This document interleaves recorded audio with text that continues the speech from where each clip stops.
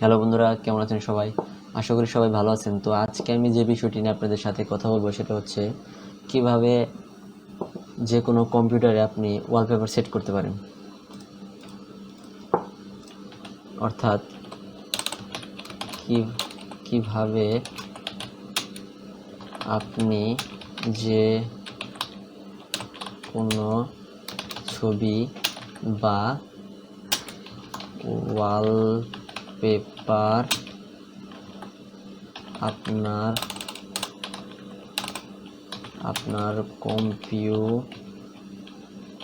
কম্পিউটারে সেভ করতে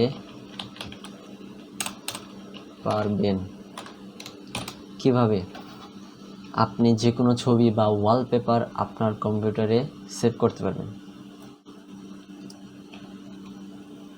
কিভাবে আপনি এই প্রসেসটি করবেন।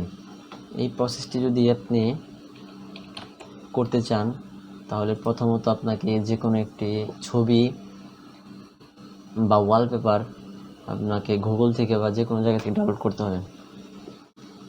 যেমন এখানে আমার কয়েকটি ওয়ালপেপার ডাউনলোড করা আছে। আমি এখান থেকে কোনটি ওয়ালপেপার হিসেবে সামনে সংযুক্ত করব সেটা আগে সিলেক্ট করতে হবে আমাকে। যেমন 2 নাম্বার 3 নাম্বারটা একটা অপশন আছে এখানে। এই ওয়ালপেপার যদি আপনি সামনে আনতে চান তাহলে প্রথমত আপনাকে যেটি করতে হবে সেটা হচ্ছে মাউসের লেফট বাটন ক্লিক করতে হবে। সিলেক্ট করার পর আপনাকে কয়েকটা অপশন থাকে, সেখান থেকে open, edit with print 3D, set as desktop boot, এই কয়েকটি অপশন থাকে। সেখান থেকে আমাদের সেট অ্যাজ ডেস্কটপ ব্যাকগ্রাউন্ড যে অপশনটি আছে সেটাকে বেছে নিতে হবে এবং সেটাকে সিলেক্ট করতে হবে।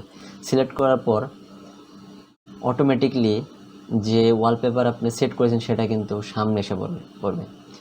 যদি আমি এটাকে কেটে দিই, দেখতে পাচ্ছেন আমাদের মূল যে ওয়ালপেপার সেটা সেট হয়ে গেছে কম্পিউটার, অর্থাৎ ওয়ালপেপার হিসেবে সামনে এসে যুক্ত হয়েছে। তো বন্ধুরা, আপনারা যদি এই প্রসেসটি সঠিকভাবে করতে পারেন অবশ্যই যে কোনো কম্পিউটারে এটা করতে পারবেন আপনারা। তো বন্ধুরা, আশা করি আমার এই ভিডিওটি আপনাদের ভালো লেগেছে।